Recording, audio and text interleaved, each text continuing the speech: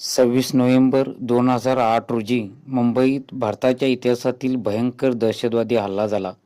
पाकिस्तानीतील लष्कर-ए-तोयबाच्या दहशतवाद्यांनी हा हल्ला आखून शहरावर मोठा घाव घातला. या हल्ल्याने छत्रपती शिवाजी टर्मिनल, रेल्वे स्थानक, Taj hotel, palace hotel, Oberoi Trident hotel, Leopold cafe आणि नरिमन हाऊस अशा ठिकाणी लक्ष्य केले. 26 नोव्हेंबरच्या संध्याकाळी सुरू झालेला हा हल्ला 29 नोव्हेंबरपर्यंत तब्बल 60 तास चालला. सीएसटी स्थानकावर झालेल्या अंधाधुंद गोळीबार 50हून अधिक लोक मृत्युमुखी पडले.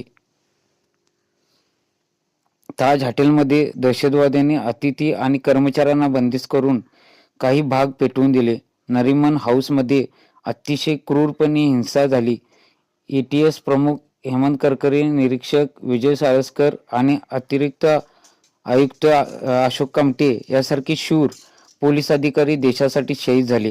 राष्ट्रीय सुरक्षा दलाच्या जवानांनी मोठ्या शौर्याने कारवाई करत 9 दहशतवाद्यांचा खात्मा केला, तर अजमल कसाबला जिवंत पकडण्यात यश आले.